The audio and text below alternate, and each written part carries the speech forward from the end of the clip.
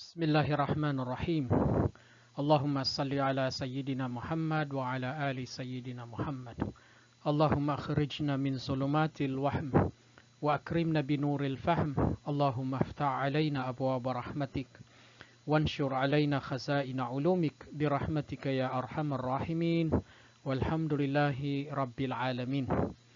So welcome to our lesson on the mechanism for generalization of sensory knowledge of our course on Islamic epistemology.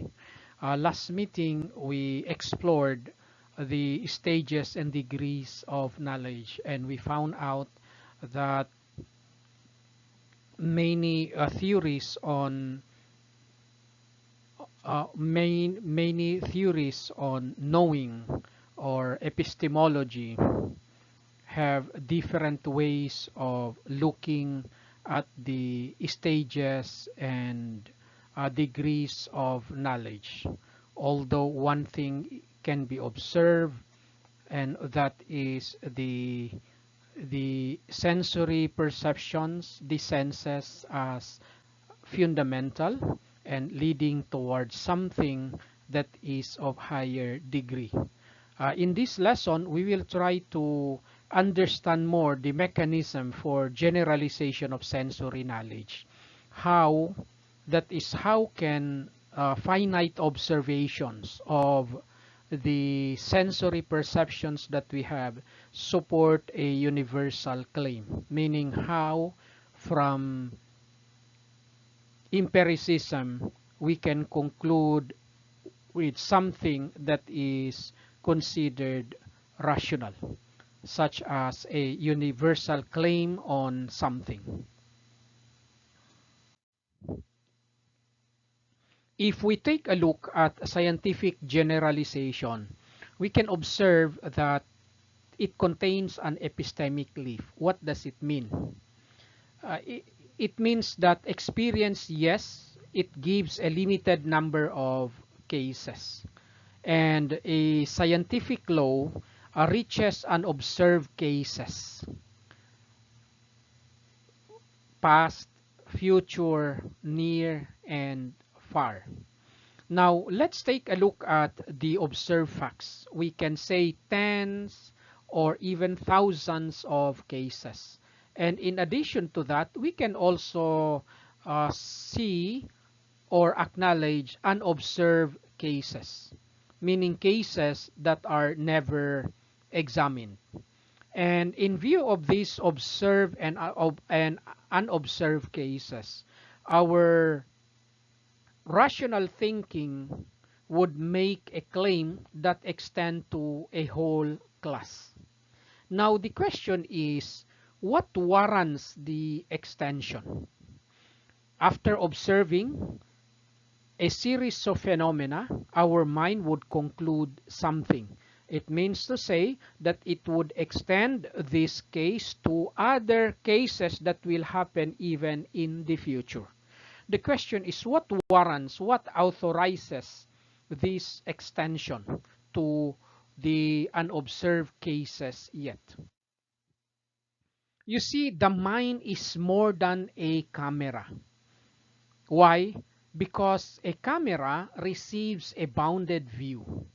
It records particulars presented to it, but it cannot enlarge 10 cases into a universal law.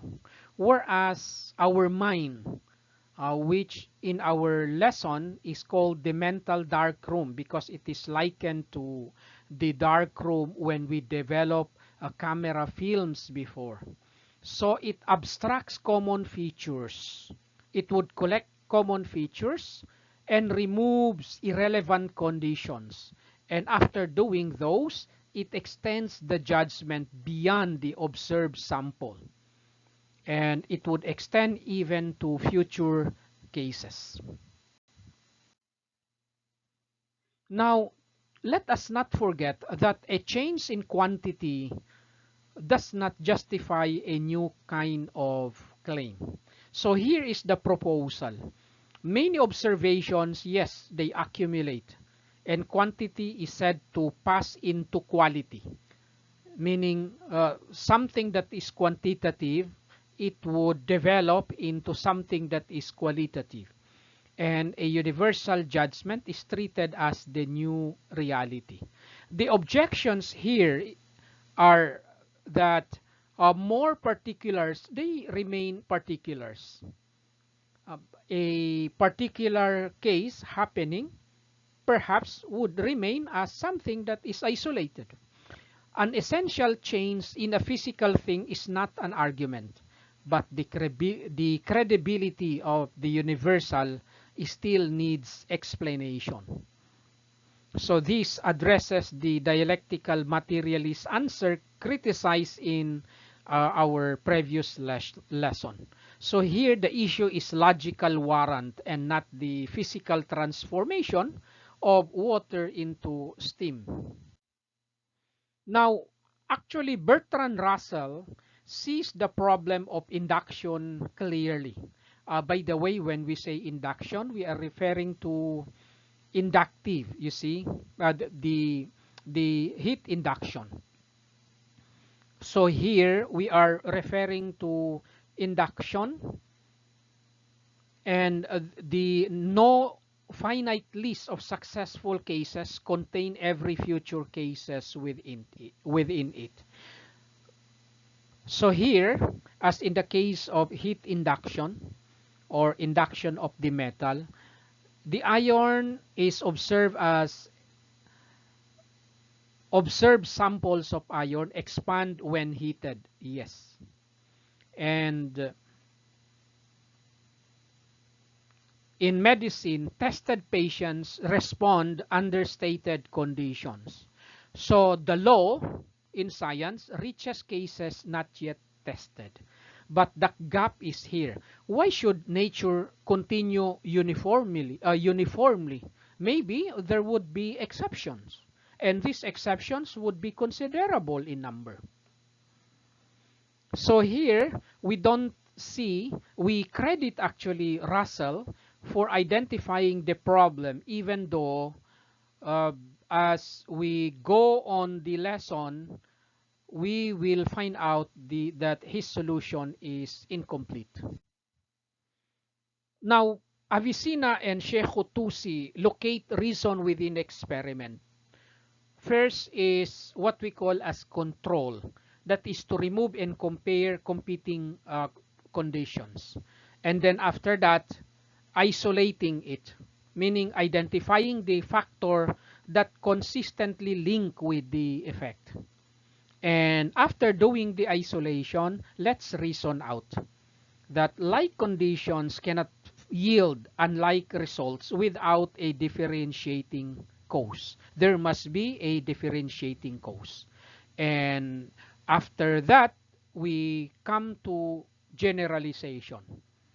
And that is the conclusion, that we extend the judgment while the relevant conditions remain the same.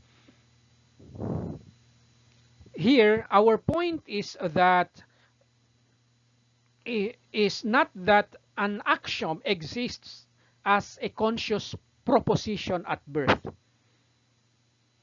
In fact, it develops as the intellect matures through sensory nourishment as we grow older and older.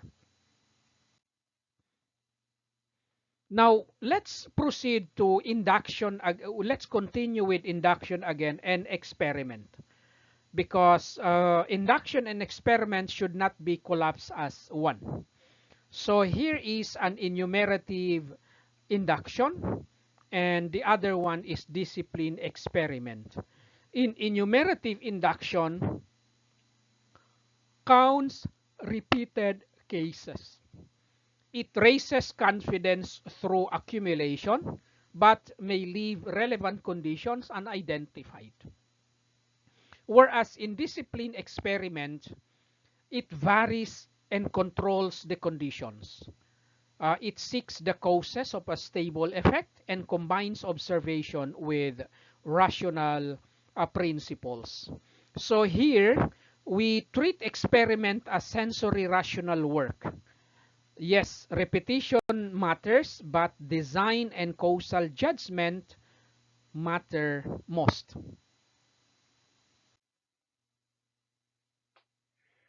So, basing on this, we can see that a universal law rests on a partnership. What is this partnership we are referring to? The senses, the method, and the intellect. In the sense that the senses, they supply the cases. Then the method controls comparison and removes alternatives if there are alternatives in the equation.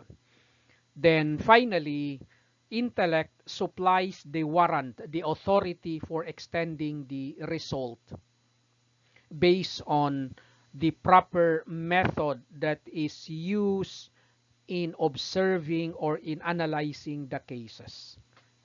Therefore, generalization is strongest when its conditions and limited and limits are stated openly.